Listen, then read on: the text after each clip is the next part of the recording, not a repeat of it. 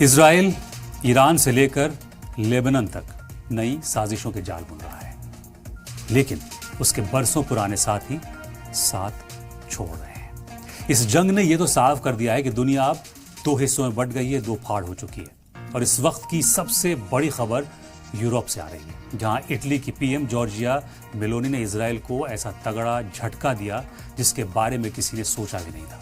Meloni ने साफ लफ्जों में ऐलान कर दिया है कि इटली इजराइल के साथ अपने तमाम डिफेंस समझौते फौरन सस्पेंड कर रहा है। इटली का कहना है कि अब पानी सर से ऊपर उठ चुका है और इजराइल को हर मोर्चे पर अपनी जंग रोकनी ही पड़ेगी। इटली के इस फैसले से नेटो देशों के बीच भी खलबली मच गई है, क्योंकि अब यूरोप का एक बड़ा खिलाड़ी खुलकर इजराइल के खिलाफ खड़ा हो गया है और उसकी हथियारों की सप्लाई लाइन काटने की तैयारी में है। इतना ही नहीं, मेलोनी ने अमेरिका के हुर्मुज पर नाकेबंदी की तरफ इशारा करते हुए कहा कि हुर्मुज स्ट्रेट को फिर से खोलने के लिए अब दुनिया को हर मुमकिन कोशिश करनी चाहिए, क्योंकि इस समुद्री रास्ते की नाकेबंदी ने पूरी दुनिया का दम घोट दिया है। मेलोनी के इस स्टैंड ने वॉशिंगटन में बैठे डोनाल्ड ट्रंप को आग बबूला कर दिया। ट्रंप ने एक इंटरव्यू में अपनी भड़ास निकालते हुए कहा कि वो मेलोनी के इस फैसले से हैरान है। उन्होंने कहा कि मैं सोचता था कि मेलोनी एक बहादुर लीडर है।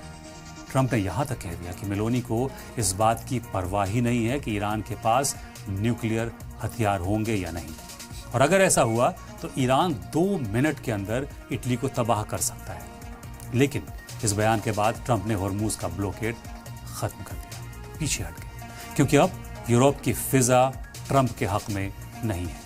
नेटो के अंदर मची इस बेचैनी के बीच ये भी साफ हो गया है कि हुर्मुज की नाकेबंदी के अमेरिकी ऑपरेशन में यूरोप के कई बड़े देश शामिल होने से साफ मुकर गए थे। इटली के साथ साथ ब्रिटेन, स्पेन और नॉर्वे जैसे मुल्कों ने भी इस अमेरिकी मिशन का हिस्सा बनने से साफ इनकार कर दिया था। इन मुल्कों का मानना था कि अमेरिका की जिद पूरी दुनिया को तीसरी वर्ल्ड वॉर की तरफ ले जा रही है और वो अपनी फौजों को इस आग में झोंकना नहीं चाहते। अमेरिका के लिए ये बहुत बड़ी डिप्लोमेटिक शिकस्त है, क्योंकि उसके अपने पुराने साथी ही अब उसको आंखें दिखा रहे हैं और अमेरिका और इजराइल इस जंग में अकेले पड़ते दिखाई दे रहे हैं। उधर रूस ने भी इजराइल को 2 टूक वार्निंग दे दी है कि वो आग से खेल रहा है। रूस का कहना है कि इजराइल की जिद और ईरान पर उसके हमले पूरे मिडिल ईस्ट को राख कर देंगे और रूस अब चुपचाप तमाशा नहीं देखेगा। रूस की इस वार्निंग के बाद इजराइल के खेमे में भी हड़कंप है, क्योंकि अब ईरान और रूस की जुगलबंदी खुलकर सामने आ रही है। रूस ने साफ कर दिया है कि अगर इजराइल ने अपनी हदें पार की तो फिर इसका अंजाम बहुत खतरनाक होगा। इधर इजराइल को भी समझ में आ रहा है कि अब सिर्फ अमेरिका के भरोसे जंग जीतना मुमकिन नहीं है, क्योंकि दुनिया का मूड बदल चुका है। इसी बीच हंगरी से भी अमेरिका के लिए एक बहुत बुरी खबर आई है, जहां 16 साल के लंबे इंतजार के बाद सत्ता का तख्ता पलट हो गया है। हंगरी के नए प्रेसिडेंट पीटर मैग्यार ने कुर्सी संभालते ही अमेरिका को आईना दिखाते हुए कहा कि अब हंगरी अमेरिका की कठपुतली बनकर नहीं रहेगा। नए प्रेसिडेंट ने साफ कहा कि अमेरिका की जंग वाली पॉलिसी यूरोप के लिए जहर है और हंगरी अब अपनी फॉरेन पॉलिसी खुद तय करेगा। उन्होंने साफ कर दिया कि वो अपनी जमीन का इस्तेमाल किसी भी अमेरिकी जंग के लिए नहीं होने देंगे।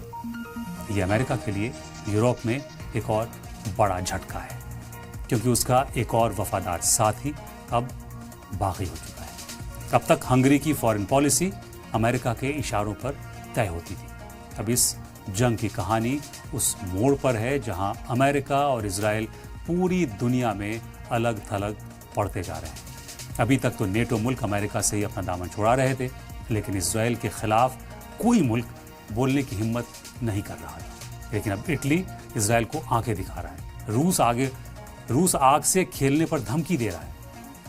ब्रिटेन, फ्रांस, स्पेन और नॉर्वे जैसे मुल्क जंग को तबाही बता रहे हैं, यानी जंग में हुर्मुज की धारा अब उल्टी बहने लगी है। अमेरिका के साथ साथ इजराइल की दूसरे मुल्कों में दखल देने की साजिश अब बेनकाब हो चुकी है और ये सुपर पावर की शिकस्त की कहानी है।